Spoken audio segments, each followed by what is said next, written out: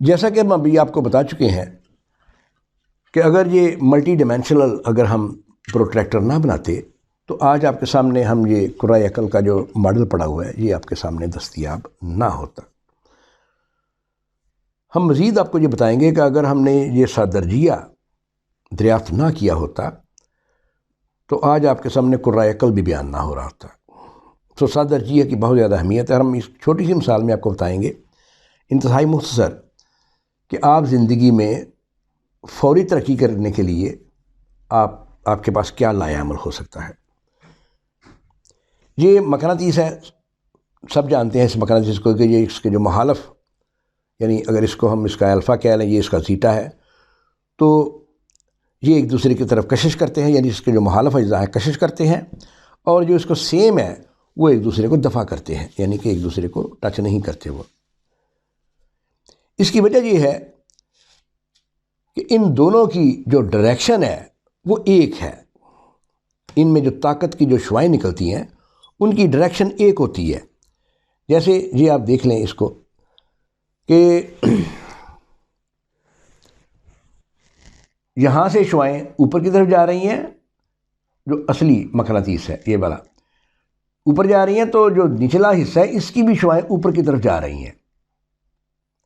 اس وجہ سے اس میں بہت زیادہ طاقت پیدا ہوتی ہے، اور یہ طاقت کے لیے ذریعے ہم دنیا میں تمام بجلی کا نظام چل رہا ہے، بہت سے سسٹم الیکٹرک مقناطیس کی وجہ سے چل رہے ہیں اس وقت، جس میں یہ آپ کی جو بجلی اس وقت آپ دیکھ رہے ہیں، اور بہت سے نظام وہ سارے مقناطیس پہ ڈیپینڈ کرتے ہیں۔ اور مقناطیس کا اصول آپ نے کیا سمجھا کہ شعاؤں کا جو رخ ہے وہ دونوں طرف ایک ہوتا ہے، اوپر سے بھی اوپر کی طرف اور نیچے سے بھی اوپر کی طرف۔ اسی کو ہم کہیں گے یہ الفا پروری ہو رہی ہے، اور زیٹا کا رجحان کدھر ہوتا ہے؟ نیچے کی طرف، لیکن مقناطیس میں اس کا رجحان کدھر ہے؟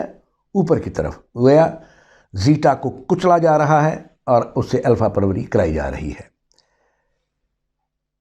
یہاں پہ کچھ الٹا نظام ہم نے مصنوعی طور پہ دکھایا ہے، یہ زیٹا پروری ہو گئی اس لیے کہ الفا کا رجحان تو اوپر ہی ہے لیکن زیٹا کا رجحان بھی نیچے ہے۔ اس سے آپ کو سبق کیا ملا؟ سبق یہ ملا کہ اگر ہم اپنے وجود کی تمام طاقتیں ایک مرکز پہ مرتکز کر لیں تو ہمارے اندر یہ مقناطیس والی قوت پیدا ہو جائے گی اور ہم اپنے مقصد میں کامیاب ہو سکتے ہیں۔ یہ ہمارے وجود کے 7 اہم ترین اجزاء ہیں، کوئی بھی ہو سکتے ہیں، ہم آپ کی تفصیلی ویڈیو میں یہ بتائیں گے۔ ہمارا یہ مقصد ہے اور ہم نے اپنے زیٹا کو بھی اسی مقصد میں لگا رکھا ہے۔ یہ انسان کا خود غرضی کا نمونہ ہے، جسے کہ ہم کہیں گے میرا جسم میری مرضی والے، کہ الفا اوپر بلا رہا ہے، زیٹا کہہ رہا نہیں جی میرا تو نیچے بلاتا ہوں۔ درمیان والے اپنے اپنے رخ پہ بیٹھے ہیں، اور ان سب کی حالت اس عام لوہے کے ٹکڑوں جیسی ہے، یہ نہ ایک دوسرے کو کھینچتے ہیں نہ ایک دوسرے کو دفع کر، کچھ بھی نہیں کرتے۔ یہ دونوں ہی اس حساب سے وہ والا کام نہیں کرتے جو مقناطیس کرتا ہے۔ کوئی بھی انسان جو اس کیفیت کا شکار ہے وہ کبھی بھی کامیاب نہیں ہو سکتا، لیکن جو اپنے آپ کو اس طرح سے ڈھال لے گا وہ اپنے مقصد کو پا لے گا، کیونکہ اس کے وجود کی تمام طاقتیں ایک ڈائریکشن پہ مرتکز ہیں۔ سمجھنے والوں کو اس سے بہت سمجھ آ چکی ہوگی۔ یہ ہمارا ایک دوسرا ماڈل ہے، یہ بھی سادرجیت کی ہی ایک مثال ہے کہ یہ ہر طرح سے صحت مند آدمی ہے، اس کے ڈریسنگ اس کا گیٹ اپ وغیرہ دیکھ لیں بالکل نارمل ہے اس کا۔ یہ بھی ہر طرح سے صحت مند آدمی ہے، جس کے اعضاء پورے ہیں، ٹانگیں، بازو، ہر چیز ٹھیک ٹھاک چکن، لیکن اس کا ایک جز خراب ہے اور اس کا نام ہے اس کا دماغ جو اس کے سب سے اوپر تھا وہ اس کا خراب ہے، اس سے اس کا سارا وجود ہی خراب ہے۔ یہ اس کو ہم پاگل آدمی کہتے ہیں۔ اس مثال سے آپ کو یہ سمجھنے میں ہیلپ ملی کہ ہمارا جو طبقہ حکومت ہے اس کو درست ترین ہونا چاہیے۔ اگر یہ درست ترین ہے تو قوم کی حالت یہ ہوگی، اور اگر ہمارا الفا طبقہ اس حالت میں ہے تو قوم کی حالت پھر یہ والی ہوگی۔ ہم نظام تعلیم میں بنیادی تبدیلیوں کے لیے ایک پورا لیکچر آپ کو یہاں پہ مہیا کریں گے، اس میں بھی سادرجیت کا بڑا کردار ہوگا۔ یہ آپ کے سامنے 4 نمونے ہیں، یہ نارمل ڈیجٹس ہیں 1 سے 100 تک، نظام تعلیم کی میں بات کر رہا ہوں، اس میں صرف 19-20 کا فرق ہے، 19 ادھر ہو گیا 20 ادھر ہو گیا بس، لیکن اس کو ہم الفا نہیں، الفا صرف یہ ہے، یہ اس سے کم تر درجے کا ہو گیا۔ اب یہ جو ہے اس میں بہت سے جو ڈیجٹس ہیں وہ ان کی ترتیب خراب ہے، اور اس میں تو سطح اناث ہے نا۔ جو بھی نظام تعلیم اس طرح سے استوار ہے اس قوم کے بچے الفا ہونے چاہیے۔ جس قوم کے نظام تعلیم میں 19-20 کا فرق ہے وہ لوور کیٹیگری میں، اور جس قوم کا نظام تعلیم اس طرح سے ہے ان کا کیا حال ہے، اور جس قوم کا نظام تعلیم اس کیٹیگری میں آ گیا ہے وہ صرف لوگوں کی خدمت ہی کر سکتے ہیں، دوسرے ملکوں میں جا کے نوکریاں کر سکتے ہیں، ان میں نہ کوئی بڑا سائنسدان بن سکتا ہے نہ کوئی بڑا دانشور بن سکتا ہے۔ اس پہ تفصیلی ویڈیو جو بنائیں گے اس میں آپ کو اس کی بہتر سمجھ آئے گی۔ دانشور اس سے بھی بہت کچھ سمجھ سکتے ہیں، بہر صورت ہم اس پہ تفصیلی ویڈیو ضرور بنائیں گے۔ نظام تعلیم کے لیے ہم آپ کو اس میں بتائیں گے کہ ہمارا جو علم الاعداد ہے، جو ڈیجیٹل سسٹم ہے، اس میں کیا کیا مسائل ہیں۔ مثلا ایک مسئلہ میں آپ کو چھوٹا سا بیان کرتا ہوں، اس کا نام ہے زیرو پرابلم۔ زیرو پرابلم کا مطلب یہ ہے کہ زیرو ایک علامت ہے، اس کا مطلب جب ہم ایک کے ساتھ لگاتے ہیں اس کا مطلب 10 ہو جاتا ہے، 2 کے ساتھ لگاتے ہیں اس کا مطلب 20 ہو جاتا ہے۔ کہیں پہ یہ نقطۂ آغاز کے طور پہ استعمال ہو رہا ہے، کہیں پہ یہ کچھ نہیں، نتھنگ کے لیے بھی استعمال ہو رہا ہے۔ گویا ایک ہی علامت ہے اور اس کے 3 مختلف اس کے مظاہر ہیں، جس کا مطلب نتھنگ بھی ہوتا ہے۔ جیسے 4 سے 4 نکالے، واپس کیا آیا، ہم اس پہ 0 لکھ دیتے ہیں، یعنی کہ کچھ نہیں آیا۔ لیکن کہیں پہ یہ نقطۂ آغاز کے طور پہ استعمال ہوتا ہے جبکہ اس کی کچھ ویلیو ہوتی ہے، اور جب ہم اس کو 10-20 میں استعمال کرتے ہیں تو اس کا مطلب دھائیا ہوتا ہے، یعنی یہ کسی بھی عدد کو 10 گنا کر دیتا ہے۔ تو ایک علامت اور اس کے 3 مختلف استعمال، یہ انسانی عقل پہ بہت بڑا بوجھ ہے، اس کا علاج ہونا چاہیے۔ اسی طرح سے علم الحروف، ساری دنیا میں مختلف حروف ہیں، ہمارے اردو میں ہے، عربی میں ہے، انگلش میں ہے، فرینچ، ہر زبان کے اپنے اپنے حروف ہیں۔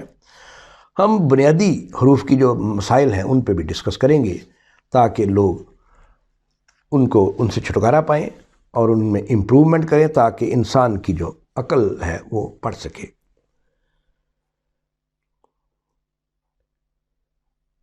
ہاں، ایک آپ کو میں دلچسپ چیز دوں گا، انگلش ٹیبلز اور انگلش ڈیجٹس کے نام۔ انگلش ڈیجٹس کے نام اور ان کے ٹیبلز ہمارے پنجابی جو ڈیجیٹل سسٹم اور ان کے جو پہاڑے ہیں ہمارے، وہ ان کی نسبت بہت زیادہ آسان ہے، کیونکہ ہمارے جو پہاڑے ہیں یا جو نظام الاعداد ہے یہ ہڑپا دور سے بھی پہلے سے چلا آ رہا ہے۔ میں اس پہ بھی آپ کو دوں گا، یعنی کہ انگلش جو ٹیبلز ہیں اور جو انگلش ڈیجٹس ہیں ان پہ بہت زیادہ تبدیلیاں کر کے ہم آپ کو بتائیں گے، اور آپ لوگ خوش ہوں گے کہ یہ اب بہت زیادہ آسان ہو گئے ہیں۔ ایک تجویز جو میں حکومت کو دوں گا، اس پہ پورا ایپیسوڈ دیں گے، کہ سگریٹ انسانی صحت کے لیے بڑا مضر ہے۔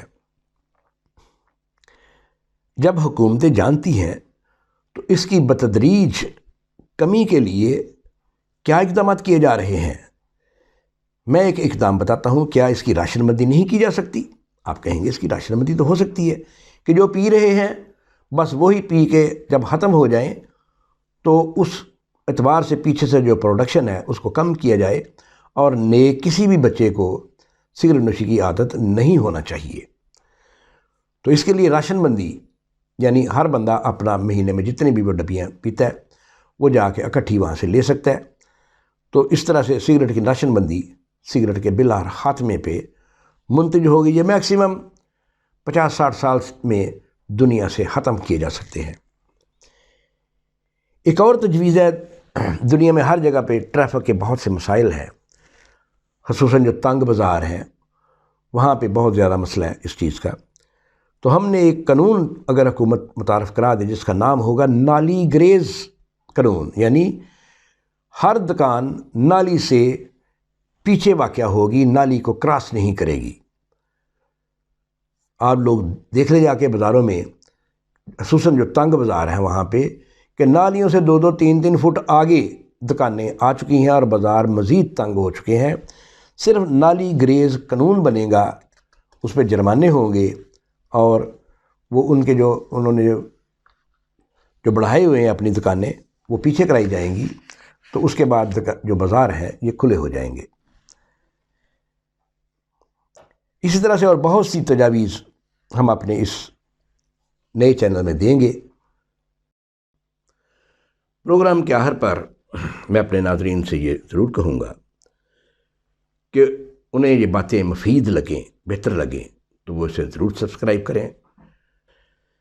بہرصورت ہم اپنا اگلا ایپیسوڈ آپ کو 7 درجیہ پر دیں گے، اور اس میں ہم آپ کو بتائیں گے کہ آپ اپنے روٹین کے جو مسائل ہیں ان کے حل کے لیے اس 7 درجیہ کو کیسے استعمال کر سکتے ہیں۔